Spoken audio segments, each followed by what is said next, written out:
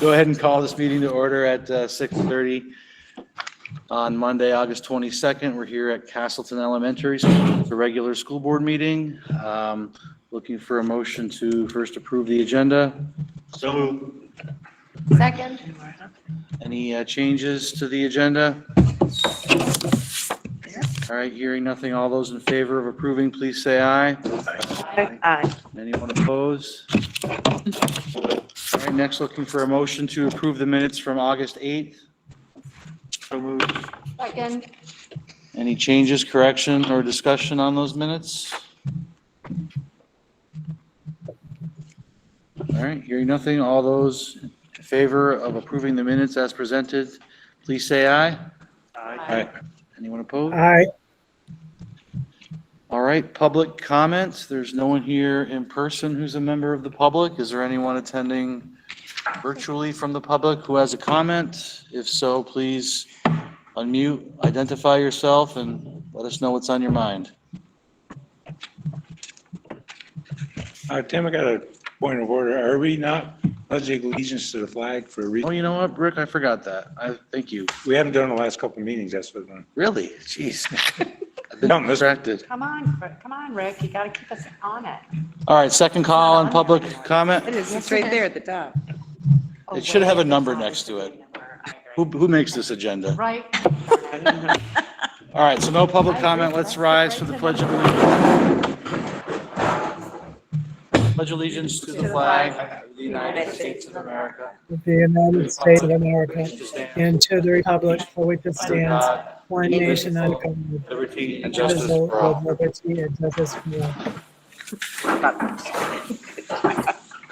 all. All right, so committees, I believe we'll start with Peter in Buildings and Grounds. All right, so we just had a meeting and elevator project. So the cost come in way too high. It was up around 1.4 million. So we decided to look at an alternative of leaving it where it was, but making it so it just goes to 2 levels and not all the way down to the gym floor.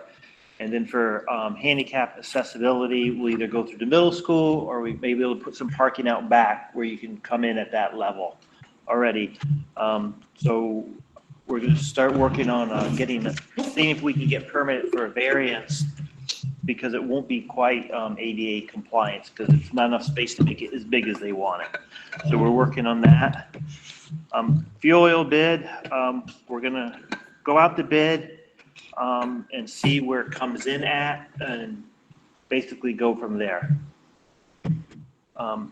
Athletic field, so right now that's all basically almost the same.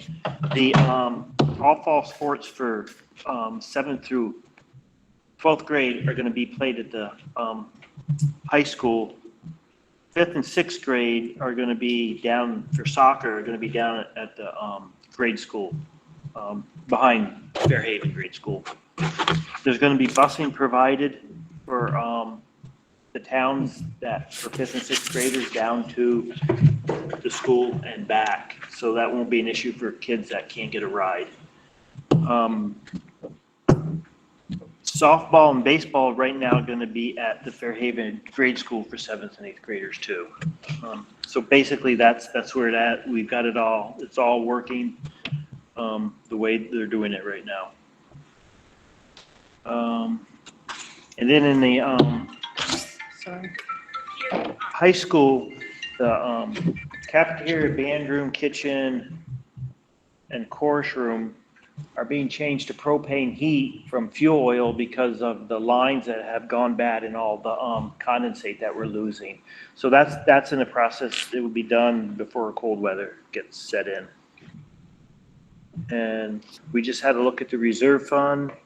I don't know if Cheryl wants to talk about that or if anybody's got any questions about it. She's the one to ask. Otherwise, that's about what we talked about. If somebody has a question. I had a question, and we didn't have enough time in the meeting, but Chris Cole, I guess this hydronic project, so you're saying we had these steam lines that ran through that part of the building, there was condensation that created problems, leaks, whatever.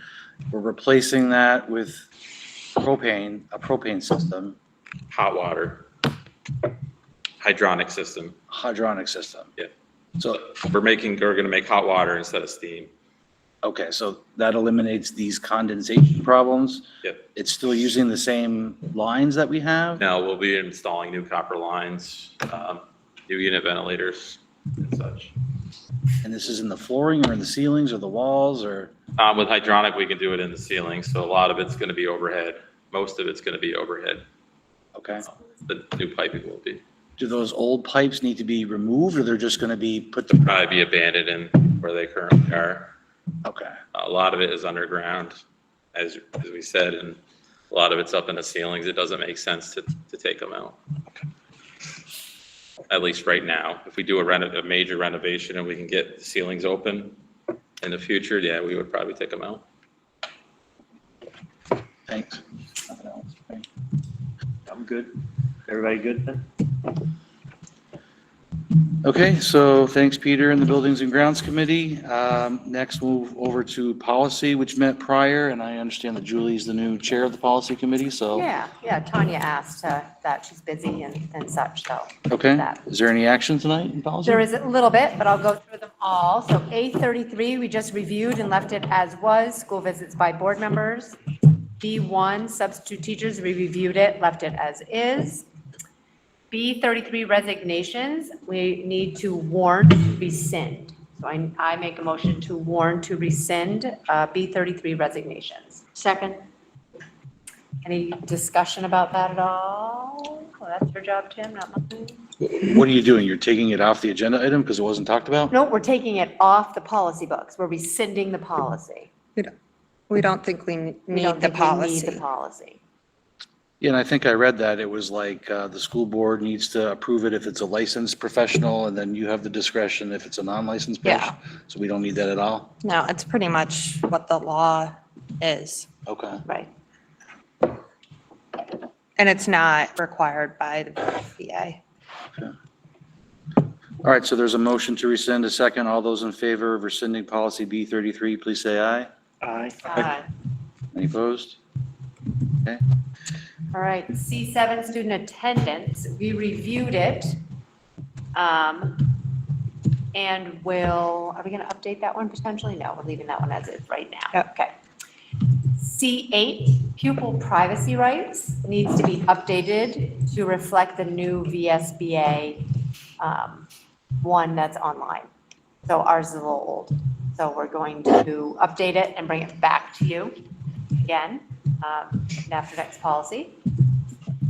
And then C70 was use of restraint seclusion, and we're going to warn that one today. And we encourage you to look at it because we're doing that because it sounds worse than what it really is, but that's what the policy says. So get a chance to kind of look at it. So I want to make a motion to warn C70, use of restraint and seclusion. Second. Any questions? That's a new policy.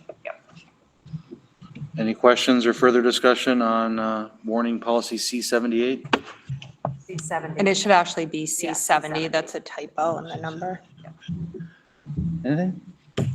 All right, hearing nothing further, all those in favor of approving to warn? Oh, Christine has her hand up. Sure, Christine, go ahead. You have a question or discussion point? Yeah, I just wanted to know, are we going to get a copy of that policy before the next meeting? Yes. Yes. It'll be in your next board packet. Okay, thank you. All right, anything further? Yep. No, I don't. Go ahead. Oh, sorry. But when you get done, I'll ask. Okay. So we also talked about a special education procedures. We gotta kill that one though. There was a C70, right? You wanted to, We just warned it. I didn't call No, the Oh, you question didn't call though. it. Go for it. Okay. So there's a motion, a second, no further discussion. All those in favor of warning policy C70, please say aye. Aye. Anyone opposed? All right, now it's back to you. Okay, so we also were made aware of a special education procedures. Is it a manual, Chris? Yes. Yeah, manual that's put out by the Vermont State Education Department about special education procedures. And it is a manual that needs to be voted on by the board, right, and approved by the board, and then Brooke and Chris will sign it, and there will be a copy of it in your next board packet for you to review.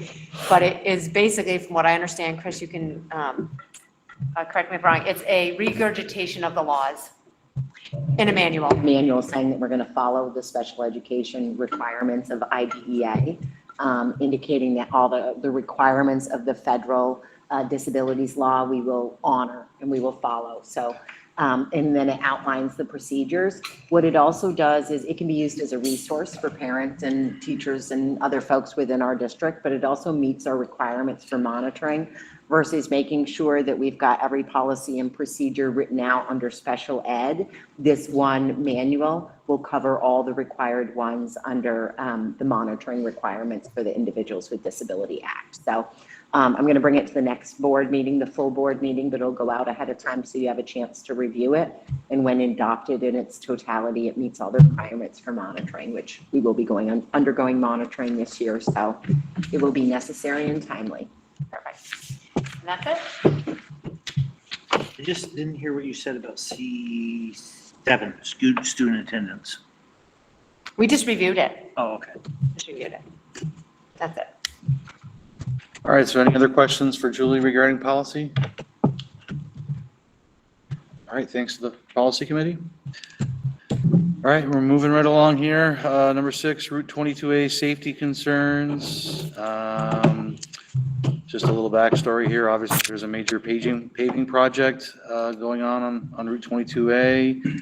There's been many accidents over the past year. And I think most recently, is it Roy Newton Yes. from the Lakeside News? Yep.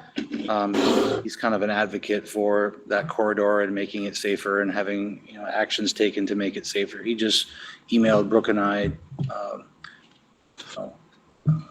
giving his opinion on the situation and urging us to reach out to law enforcement to potentially suggest more safety monitoring or speed enforcement along that road, maybe during critical hours of morning and evening commute.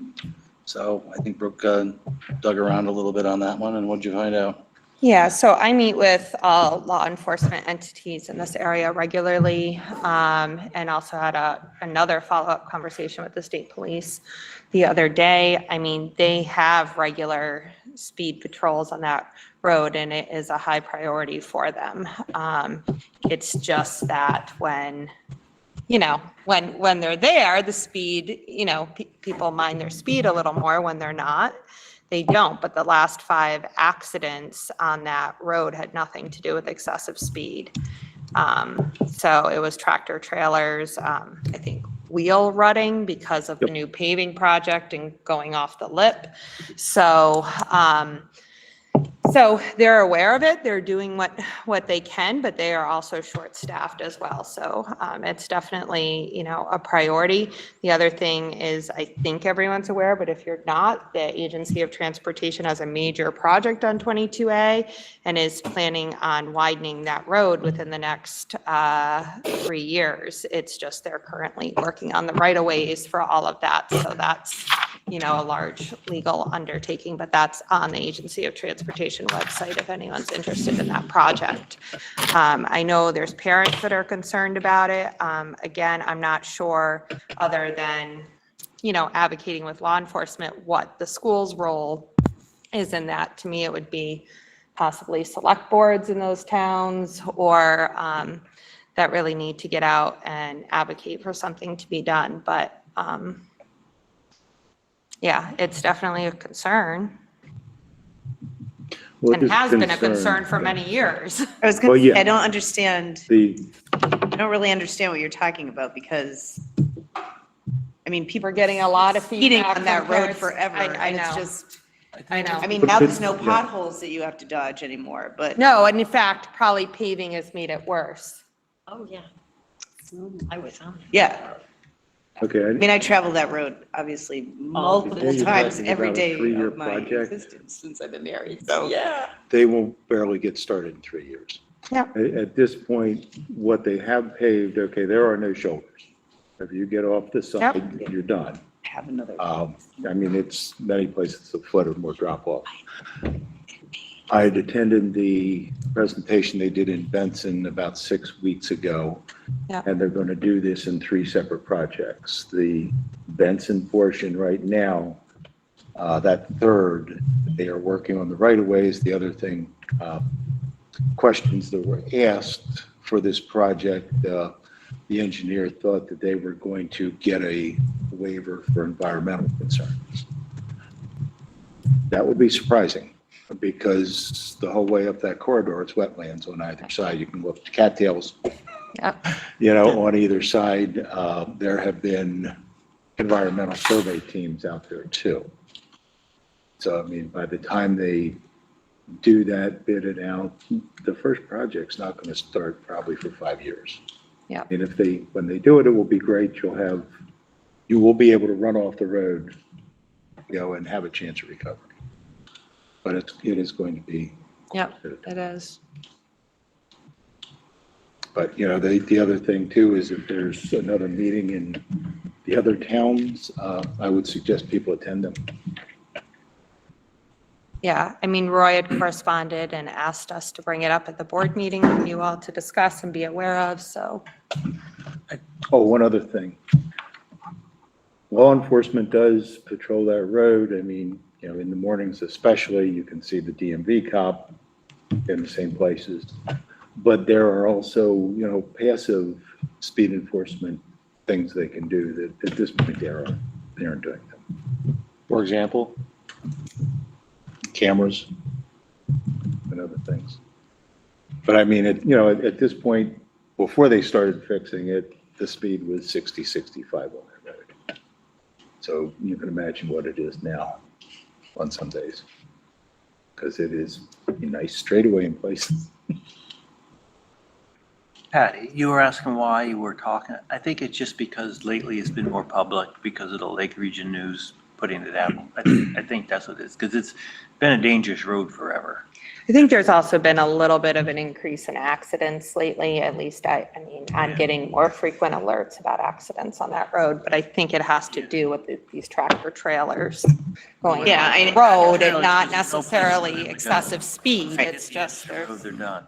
I mean, I just, that road has been a killer road since I moved up here. And I mean, kids from Orwell used to die 1 a year when we were in high school. So just because it's a horrible, you know, it's a 15-mile stretch of road that And you've got young kids out there driving. And we recently put out a survey to parents on the middle school, and that was, you know, also a topic of conversation.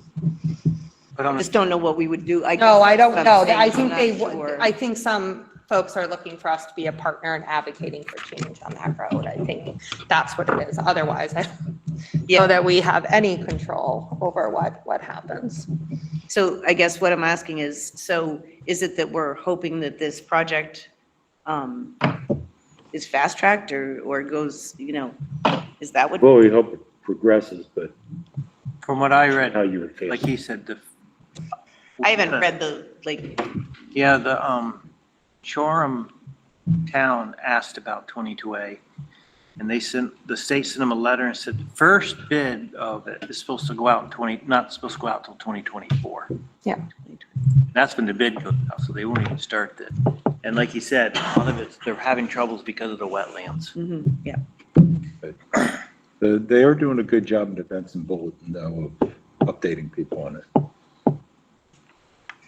Yeah, and I'll continue to talk, you know, we have monthly safety meetings with law enforcement, so I'll continue to talk to folks about it.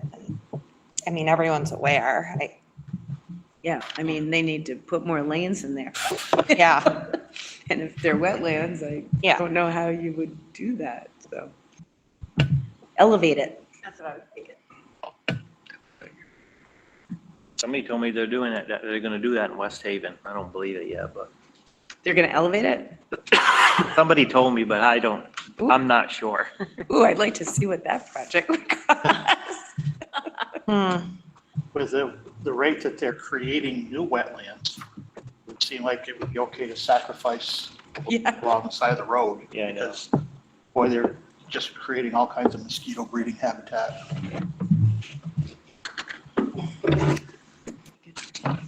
Yeah. All right, any other comments or discussion on the Route 22A safety concern? Okay. Next, Benson Village School Soccer Clinic. It looks like there was a extracurricular activity, a request form included in our packet. Does anyone have any questions on that? Or if not, we can just take a motion to approve that. I make a motion to approve it. Second. Again, any further discussion or questions on the request of Amy Roy at Benson Village School for a first and second grade soccer clinic? Oh, sounds good. Okay. All those in favor of approving, please say aye. Aye. Any opposed? All right, next, we are looking to update and I guess approve a job description for the communications marketing coordinator. Yeah, so just so you're all aware, our communications director or coordinator, Josh Roulette, has resigned for the end of September. So this is an updated job description. When we discussed my goals for the coming year, there were things around marketing and whatnot in those goals. So that's included in this job description. And there is a change in title of communications marketing coordinator. So that's it, really. All right, so I'd look for a motion to update and approve that job description. So moved. Second. Any further question or discussion? If I have any suggestions with the description, can I just email that directly to you? Mainly, like desktop publishing isn't really a term that's used. It's kind of an antiquated term, so replacing that with graphic design would probably be more appealing. And then the first paragraph, the last sentence, it says the coordinator will creative promotional, so maybe be responsible for creative promotional outreach. And then I don't see anywhere like a list of software. I don't know what Josh has been using for software, but if it's, specifically PowerPoint, Microsoft software, if he's using any of the Adobe programs, I think that'd be helpful to list. And those are my only comments. Okay. Yep, we can make those tweaks. You said he's getting through the end of September? September 28th is his last day. Got another job, or is he going to apply for? Moving out of state. Oh, yes. Yeah. Okay, without having to do any re-motions of sorts, I'm sure everyone's okay with Brooke taking in consideration those changes from Christina. So if there's no other discussion, all those in favor of approving, please say aye. Aye. And any opposed? Okay, does anyone have any other business? I have a couple of things I wanted to remind you about, if that's. Sure. Okay. So middle school open house is Tuesday at 5 o'clock. So hoping everybody can be there. I know it's a little earlier than usual, but that's because we have other open houses going on in the district on the same date since it's the night before school. So we were trying to accommodate everyone's schedule. Now, is that a press event? Like, I plan on being there. Do you want other board members there to? It would be great for whomever can be there. Yeah. Do you want us to tell you? Yes, that would be fantastic if you can let me So why know. don't you just send out a little, Reminder email and Yeah. sign up. Yeah. Okay. I can do that.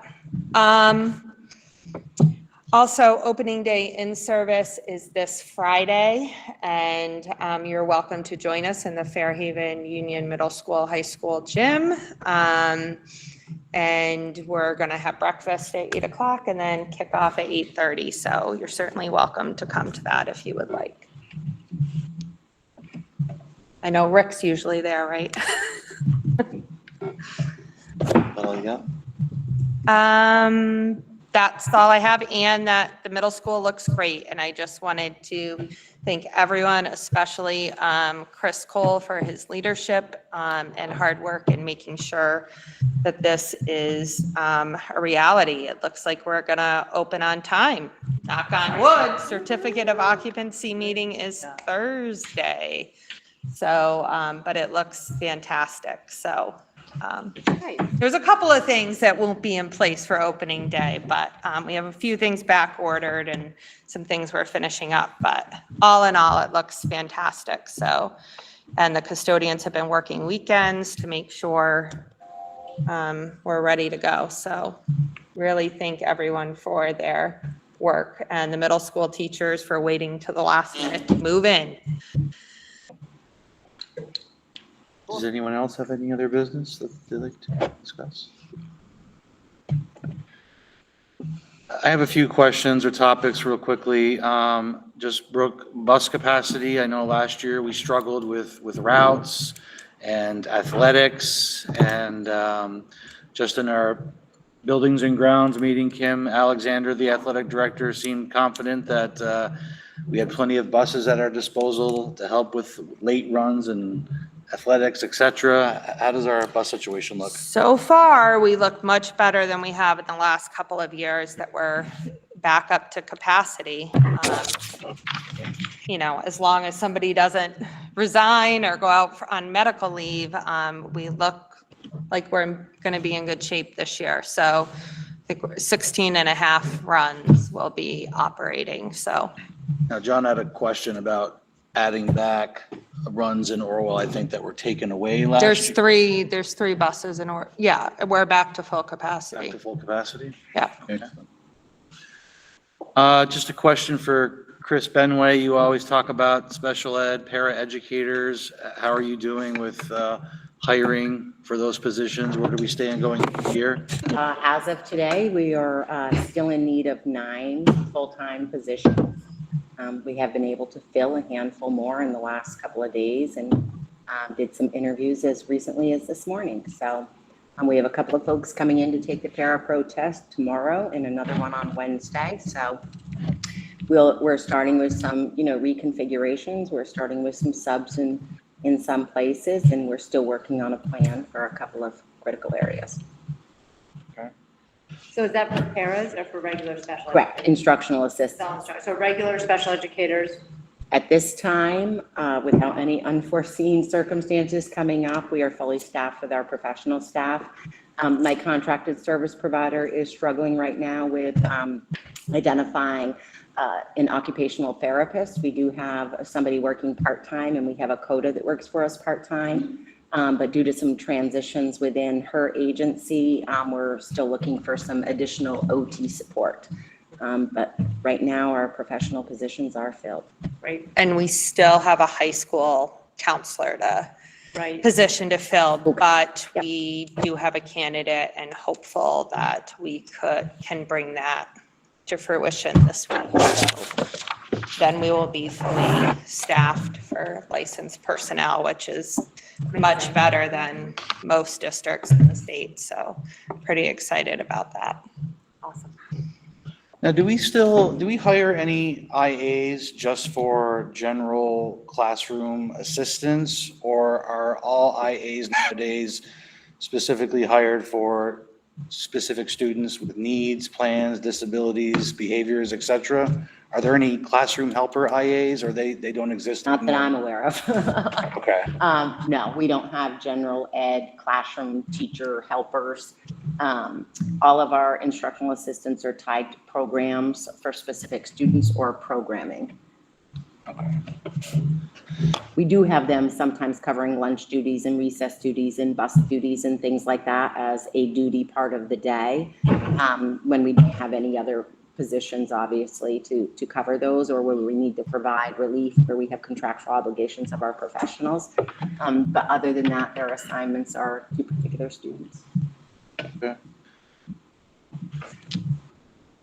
And then just one last topic I wanted to bring up is I do this every year this time, is just expressing my overall concerns about safety and physical security of our schools. I just feel that this time of year, coming back to school, is when we potentially could be most vulnerable. We have lots of new staff who might not be trained or versed in our safety protocols. Everyone is busy over the summer. Their heads are in lots of different paperwork. And I really just hope that and trust that Brooke and all of our school administrators are taking a step back and trying to look at things from a practical perspective about where weaknesses might be, and making sure that all of our I's are dotted and T's are crossed. And we're continuing those relationships with our school resource officers and our local and community police to make sure that we're as safe as we can be. Yeah, absolutely. I still maintain that we are probably one of the schools in the state, if not the country, that is very strict on safety protocols, and our staff are trained and will be trained again this year. So feeling good about it. And I guess, Ben, you in particular, you've got a lot going on. It's been a busy summer, I'm sure, for you, but you feel good about everything going on at the middle and high school, and nothing that you can see, obviously, that needs to be addressed? No, we're just anxiously waiting for the kids and first day to start, but I feel very confident. I feel like we've kind of dotted all of our I's and crossed our T's. So yeah, things are going really well. Okay. Thank you very much. Okay, anyone else Question. want to talk? Go ahead. So, my question relates to the packets that get sent home to families. As we were reviewing them, I was noticing on the prescription med permission form, it has to be signed by the doctor, faxed back to the nurse's office. And it's a blank number. Now, the first question is, where are parents supposed to find the fax numbers? Is there a different number for school nurses? Do they have a separate fax? I would defer to Ben, but it's probably Okay. because this year we're in transition. Okay. And Well, all but the- every school would be the same, wouldn't it? The same form? yeah, I'm not sure what was sent. What school are you talking about? The high school?